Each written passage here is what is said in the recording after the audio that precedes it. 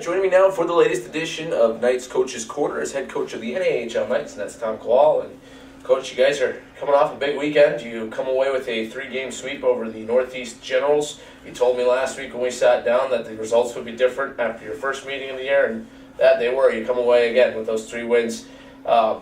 Obviously, things seem to be clicking on all cylinders, but what stood out to you most out of all the things that worked this weekend?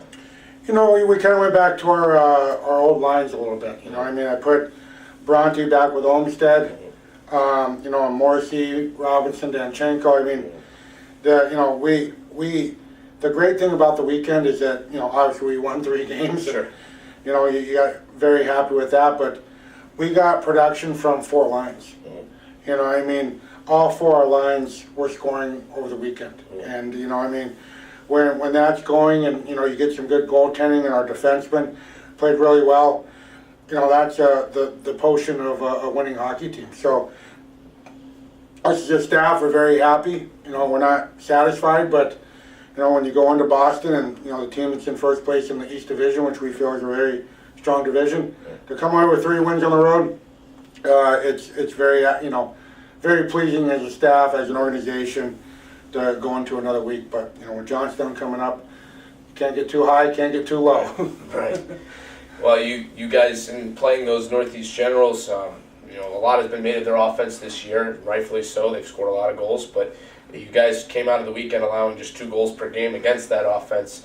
You played both goaltenders, both seemed to represent themselves pretty well, but what worked on defense? I know you touched on it, but what did you see from your blue line that worked, and your back check, of course, from the forwards? You know, I mean, the biggest part with our defensemen, they were just making easy plays. They were getting the puck and they were moving the puck, chipping it out or making a play.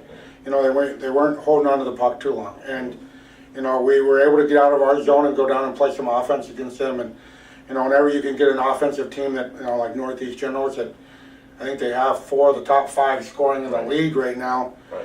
You know, when we're making them play defense, that's our best offense. You know, I mean, it's you know, when we don't let them have the puck in our defensive zone, then we're doing something right. So both our goaltenders got to play. Obviously over the weekend, our defensemen, you know, we really put a team effort together, and you know, the scoreboard showed it over the weekend. Now, we've kind of highlighted an individual player in most of these interviews, but, you know, again, you talked about the forwards. Really, 4 lines were rolling this weekend, but Reed Robinson is a guy, I think he's been mentioned as an honorable mention in the Stars of the Week almost every week this season. He goes out, he has a 4-point game on Friday. He's done that before this year as well. But, you know, he's been a member of this organization for a couple of years now. What have you seen from his game that continues to grow and continues to develop, and really is now putting him right near that top of the list in terms of points scored in this league?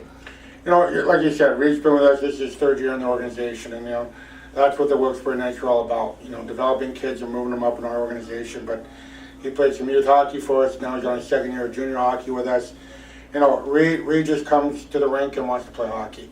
Reed Robinson is the type of player that he doesn't need the limelight. He doesn't need the spotlight on him. He'll just go out, play the hockey game, put some points on the board, and you know, get off the ice and, you know, enjoy the win and get ready for tomorrow. You know, I mean, he's that type of player that, you know, you just, if you don't watch Reed play, you don't appreciate him as much as he really is. He's one of our best players on our hockey team right now. But he's not flashy. Talking going to toe drag. He's not going to, you know, jump through hoops or anything. He just goes out there, plays an easy game, and like you said, after every weekend we're talking about Reed Robinson putting points on the board, and, you know, hopefully the NA will recognize him one of these times, and we'll get him off that honorable mention pedestal and give him a star of the week, you know, because he definitely is a player that deserves it.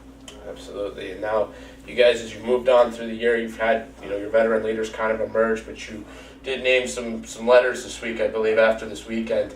You know, one, those players, I believe, Curtis Carlson, Mike Gillette, and Mike Morrissey were given letters. What does that mean for your team symbolically?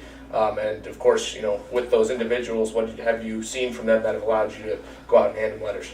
You know, the coaching staff did a little bit different this year. You know, we didn't name anyone early. We haven't really led on what we were thinking. You know, we just kind of let the pieces of the puzzle fall together. You know, we're you know, quarter way through the season. We, you know, as a staff, we just kind of sat on the outside looking and seeing who's going to step up and who's going to be leaders. So, we've had some great leaders in this organization in the past. I think it's no different this year. Curtis Carlson's going to wear that C.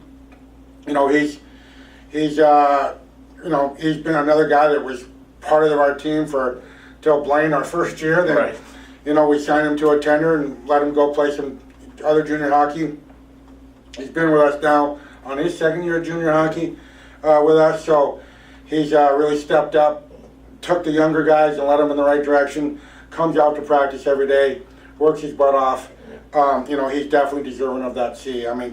Michael Morrissey and Michael Gillette, guys that have been in this organization for a while. Michael Morrissey's been in the organization for, I think, 12 years. You see him on banners around here. So, they know what the Knights represent. They're going to represent us very well. And, and the boys, we did a vote, and the players unanimously named those three guys as guys they feel are going to lead our team and they respect. So, when you got a winning hockey team and you find some guys that are going to lead them, keep leading them in the right direction, I think that's why we're winning right now. We have great leaders, not only those three, but our veterans, Matt Kidney, Reed Robinson, guys that are showing up every day, with a letter, without a letter, it doesn't matter. They're in for the right reason. They're in to be a team guy, and we have some great guys in that locker room right now. Sure. Now, lastly, you touched on it a little bit earlier. 2 games against Johnstown on the road this weekend. They're a team that isn't having the typical success they're used to, but they are a team that's played scrappy. They played you guys a couple weeks back in a couple close games. They've beaten the Philadelphia Rebels. They've also beaten the New Jersey Titans in the last couple of games they've played. So they've also, they're starting to find a little bit of a rhythm now. But what do you want to see carry over from this past weekend into the next one? It's that first road trip to Johnstown. We've all been there, but we have half our team are newcomers. So you get in there and get into that first period is our main goal as a staff right now, because you can tell the players all about their atmosphere and the rink and the history of slap shot being there. Right. But until you get there and they get them in that first period, I think the staff will be a little more relaxed a little bit after our first period down there on Friday night. But going in, hey, it's just like you said, Johnstown, even when they're struggling, they're tough to play against. Yeah. And let's hope they struggle one more weekend. But like you said, we've been scoreboard watching a little bit. They just beat New Jersey, split with them last weekend. New Jersey's a great hockey team.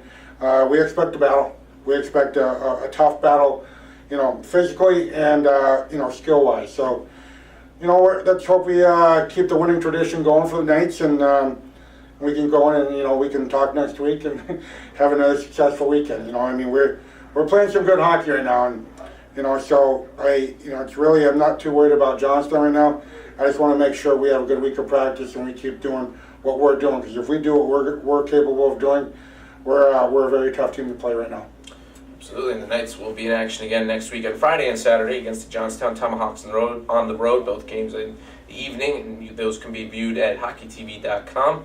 But Coach, we want to thank you for again giving us a few moments here, and we look forward to seeing you out there on the ice once again. Appreciate it, Tim. Thank you.